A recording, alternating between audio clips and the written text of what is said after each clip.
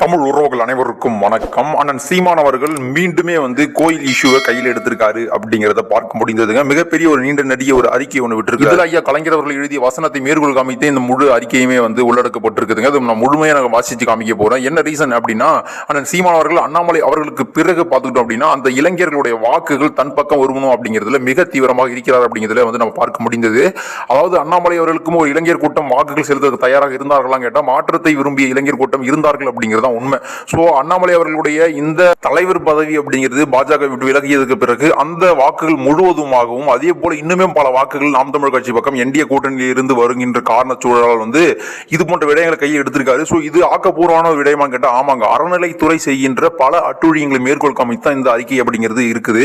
So இதை நீங்களே தினசரி வாழ்க்கையில எங்கேயோ ஒரு இடத்துல சந்திச்சிருக்கலாம். சோ இது அத்தனையும் முழுவதுமாக தொகுத்து கிட்டத்தட்ட இதுல 15க்கும் மேற்பட்ட குற்றச்சாட்டுகளை எல்லாம் மேற்கோள் காமித்து இதுல ஆக்கப்பூர்வமான ஒரு அறிக்கை ஒன்று விட்டிருக்காரு. நான் முழுவதுமாக வாசிச்சு காமிக்கிறேன். அதே போல தமிழ்நாட்டில் உள்ள அத்தனை கோயில்களுமே அறநிலைத்துறை கட்டுப்பாட்டில் இருந்தாதான் அது சரி வரும் அப்படிங்கிறதையுமே மேற்கோள் காமித்திருக்காரு. ஆனா பாஜக போன்ற கட்சிகள் எடுத்து பார்த்துட்டோம் அப்படின்னா அறநிலைத்துறையே இருக்கக்கூடாது, அந்தந்த கோயிலுமே பார்த்துட்டோம் அப்படின்னா அங்குள்ள நிர்வாகிகள் கையில் இருக்கணும், அதாவது அங்குள்ள பிராமணர்கள் கையில் இருக்கணும், அங்குள்ள முக்கியஸ்தர்கள் கையில் இருக்கணும் அப்படிங்கிற பேசுவார்கள். அதையுமே தவறு அப்படிங்கிறதெல்லாம் புரிய வைக்கின்ற வகையில இந்த அறிக்கை அப்படிங்கிறது அமைந்திருக்குதுங்க.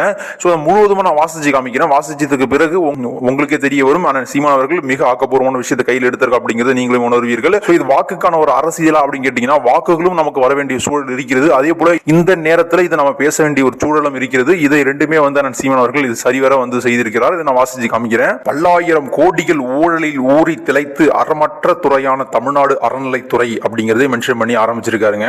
மேல்பாதி திரௌபதி அம்மன் கோயிலை மக்கள் வழிபட திறக்காவிட்டால் நாம் தமிழர் கட்சி ஆலய நுழைவு போராட்டம் முன்னெடுக்கும் என்று நாங்கள் அறிவித்த பிறகு இன்னும் ஒரு வாரத்தில் கோயில் திறக்கப்படும் என அறிவித்துள்ள மாண்புமிகு அறநிலைத்துறை அமைச்சர் சேகர்பாபு அவர்கள் கோயில் திறக்கப்படுவதை முன்கூட்டியே தெரிந்து கொண்டு நாம் தமிழர் கட்சி அரசியல் செய்வதாக போற போக்கில் குற்றச்சாட்டியுள்ளார். அரசு கோயிலை திறக்கவிருப்பது முன்கூட்டியே எங்களுக்கு தெரியும் என்றால் நாம் தமிழர் கட்சி போராட்டத்தை அறிவிக்கும் வரை மேல்பாதி கோயில் விரைவில் திறக்கப்படும் என்பதை ஏன் அரசு அறிவிக்கவில்லை? கடந்த வாரம் சென்னை உயர்நீதிமன்றத்தில் நடைபெற்ற விசாரணையில் மேல்பாதி திரௌபதி அம்மன் கோயில் தினமும் காலை 6 மணி முதல் 7 மணி வரை மக்கள் வழிபட திறக்கப்படுவதாக தமிழ்நாடு அரசு கூறியது ஏன்? இரண்டில் எது உண்மை? காலை 6 மணி டு 7 என்பது என்ன நேரம்? தீண்டாமை நேரமா? காலை 1 மணி நேரம் மட்டும் திறப்பது என்றால் அது வழிபாட்டு தலமா அல்லது காலை உணவுக்கான உணவகமா? எல்லாம் முன்னமே தெரிந்து கொண்டு அறிவிக்கிறேன் என்றால் எங்கள் வீட்டு வாசலில் அழைப்பானை ஒட்டுவது எங்களுக்கு முன்கூட்டியே தெரியாமல் போனது எப்படி என்ற கேள்விக்கு மாண்புமிகு அமைச்சர் சேகர்பாபு அவர்கள் பதில் கூறுவாரா? இப்படி சிறிதும் அறமற்ற துறையாக தமிழ்நாடு அறநிலைத்துறை ஆனது ஏன்? முதல் கேள்வி. இரண்டாவதாக, மேல்பாதி கோவிலை போன்றே தமிழ்நாட்டில் பல்வேறு மாவட்டங்களில் பல நூறு கோயில்கள் திறக்கப்படாமலும் தேரோட்டம் திருவிழாக்கள் நடத்தப்படாமலும் நிறுத்தி வைக்கப்பட்டுள்ளது. உண்மையிலேயே திமுக அரசிற்கு அக்கறை இருந்திருந்தால் மக்கள் வழிபடுவதற்காக அவற்றை எல்லாம் திறக்க எந்த நடவடிக்கையும் எடுக்காதது ஏன்? இதிலிருந்தே கோயிலை வைத்து அரசியல் செய்வது திமுகவா அல்லது நாம் தமிழர் கட்சியா என்பதை மக்கள் தெளிவாக அறிந்து கொள்வார்கள். அடுத்தது மூன்றாவதாக, கோயில் நிலம் என கூறி ஏழை மக்கள் குடியிருக்கும் வீடுகளை பறிக்கும் அறநிலைத்துறை பெரும் செல்வந்தர்கள் வசமுள்ள பல்லாயிரம் ஏக்கர் கோயில் நிலங்கள் இதுவரை மீட்காதது ஏன்? கோயில் பணம் பல்லாயிரம் கோடிகள் கொள்ளை போவதை தடுக்காது. பூஜை நடத்துவதும் பள்ளிக்கூடம் நடத்தவே பணம் இல்லாத போது பசுமடம் கட்டுவதும் தான் திராவிட மாடலா? அடுத்தது நான்காவதாக, தமிழ்நாட்டில் அறநிலைத்துறையின் கட்டுப்பாட்டில் உள்ள கோவில்களில் தமிழில் குடமுழுக்கு நடத்த வேண்டும் என்று உயர்நீதிமன்றம் உத்தரவிட்ட பிறகும் தமிழ்நாடு அரசு தடை விதிப்பது ஏன்? தமிழில் குடமுழுக்கு கோரி நாம் தமிழர் கட்சியினர் போராடினால் காவல்துறை மூலம் தடுத்து தாக்குவது ஏன்? தமிழில் குடமுழுக்கு நடத்த போதிய அளவு ஓதுவார்கள் இல்லை என்று தமிழ்நாடு அறநிலைத்துறை நீதிமன்றத்தில் தெரிவிப்பது வெட்கமாக இல்லையா? தமிழில் அர்ச்சனை செய்யப்படும் என்று அறிவிப்பு பலகை மட்டும் வைத்துவிட்டு பல நூறு கோவில்களில் அது நடைமுறையில் இல்லாமல் இருப்பதுதான் உரிமையை பெற்றுக் கொடுத்த முறையா? இதுதான் 60 ஆண்டு கால திராவிட கட்சியில் ஆட்சியில் ஏற்பட்டுள்ள தமிழ் வளர்ச்சியா அப்படிங்கிற கேள்வியும் எடுத்திருக்காரு. அடுத்தது ஐந்தாவதாக, கேரளாவில் உள்ள ஐயப்பன் கோவிலுக்கும் பத்மநாத சுவாமி கோவிலுக்கும் கர்நாடகாவில் உள்ள தாய் முகாம்பிகை, மைசூர் சாமுண்டீஸ்வரி, மல்லிகா அர்ஜுனா கோவில்களுக்கும் ஆந்திராவில் உள்ள திருப்பதி காளஹஸ்தி கோவில்களுக்கும் பிற மாநில கோவில்களுக்கு பல்லாயிரம் தமிழர்கள் வழிபட செல்லும் நிலையில் அங்கெல்லாம் தமிழில் அறிவிப்பு பலகையில் ஏதும் வைக்கப்படாத போது திருவண்ணாமலை அண்ணாமலையார் கோவிலில் அறநிலைத்துறை சார்பாக தெலுங்கில் அறிவிப்பு பலகை வைத்திருப்பது ஏன்? யாரை மகிழ்விப்பதற்காக இந்த அறிவிப்பு? இதுதான் திமுக அரசின் கடைபிடிக்கும் இருமொழி கொள்கையா அப்படிங்கிற கேள்வியும் 5 கேள்விகள் கோயிலாக அண்ணன் சீமான் அவர்கள் எழுப்பியிருக்கிறாரு.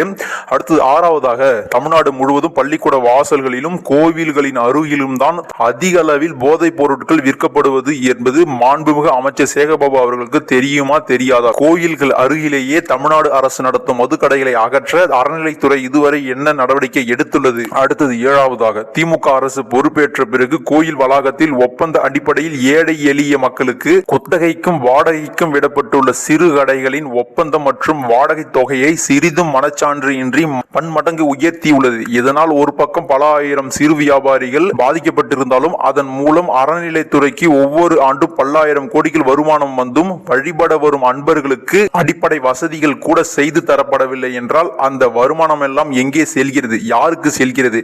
படிக்கின்ற பிள்ளைகளுக்கு பள்ளிக்கூடங்கள் கட்ட பணமில்லை என்று கையை விரிக்கும் இந்த அரசு பல கோடி செலவில் குடமுழுக்குகள் செய்து அதை கணக்கிட்டு விளம்பரம் செய்வதில் யாருக்கு என்ன பயன்? அடுத்தது எட்டாவதாக, தமிழ்நாடு முழுவதும் அறநிலைத்துறையின் கீழ் உள்ள கோயில்கள் எத்தனை?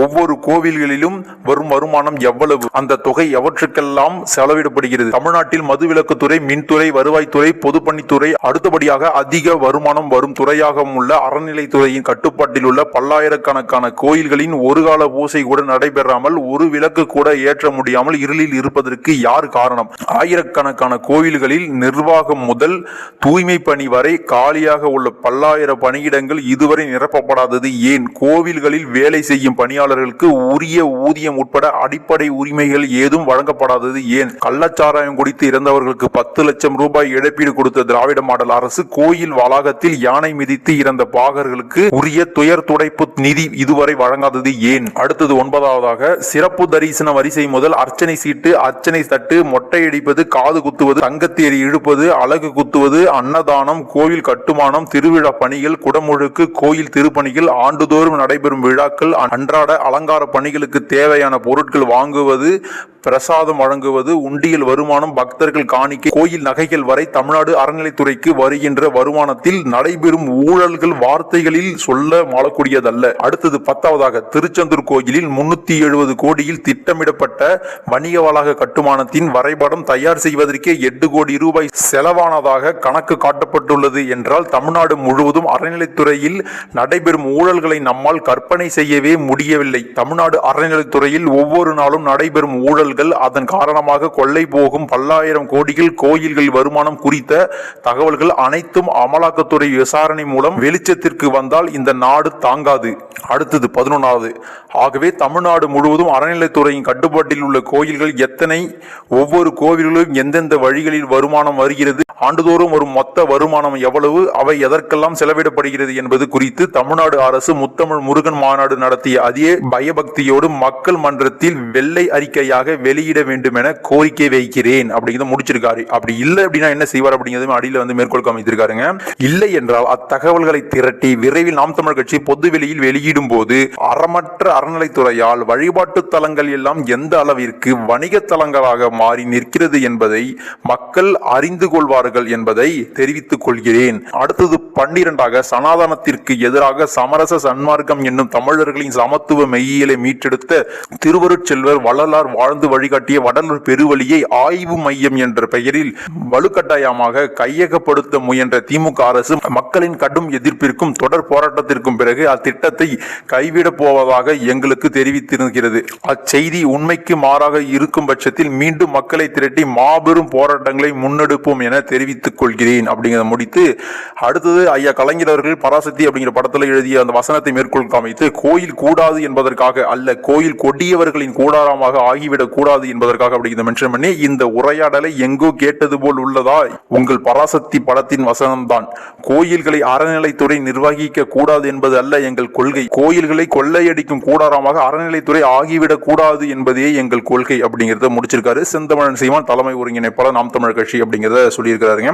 ஸோ இதை நான் வாசிக்கும் பொழுது உங்களுக்கு தெரிந்திருக்கும், அறநிலைத்துறையை வேண்டாம் அப்படிங்கிறது அல்ல எங்கள் கொள்கை அப்படிங்கிறத ரொம்ப தெளிவாக மென்ஷன் பண்ணி இந்த கிட்டத்தட்ட ஒரு 13 மேஜரான இஷ்யூவை வந்து கையில் எடுத்திருக்காரு. ஸோ இது அனைத்துமே வந்து இனி வரும் காலங்களில் பக்தர்களுக்கு நல்வழி செலுத்துவதற்காகவே இந்த 13 திட்டங்களுமே வந்து மாற்றிக்கொண்டார்கள் அப்படின்னு நன்றாக இருக்கும் அப்படிங்கிறத சொல்லியிருக்கிறாரு. ஸோ இது அனைத்துமே வந்து அண்ணன் சீமான் அவர்கள் இவர் வந்து நடைமுறைக்கு கொண்டு வரவிட்டால் கண்டிப்பாக ஒரு போராட்டத்தை அறிவிப்பார் அப்படிங்கிறதுலுமே வந்து மறுக்க இயலாது. ஸோ அண்ணன் சீமான் அவர்கள் வாக்கரசில் இருக்கிறார் அப்படிங்கிறதுனால ஒவ்வொன்றும் வந்து சிந்தித்து தான் வந்து செயல்பட வேண்டிய ஒரு தேவை இருக்கிறது. ஸோ இது காலத்தின் கட்டாயமாக இந்த சூழலில் இந்த நேரத்தில் இது வந்து கையில் எடுத்துப்பது அப்படிங்கிறது வந்து நாம் தமிழர் கட்சியுடைய வளர்ச்சிக்கும் வித்தாகும், அதே போல மக்களுக்குமே பயனளிக்கின்ற ஒரு விஷயமா தான் மாறி இருக்கிறது. இதையெல்லாம் பற்றி உங்களுடைய கருத்தில் வரவேற்கப்படுகிறது. உறவுகளை மீண்டும் ஒரு நாள் காணொலி சந்திப்போம். சரியான கருத்தால் உலகை படைப்போம். நன்றி, வணக்கம்.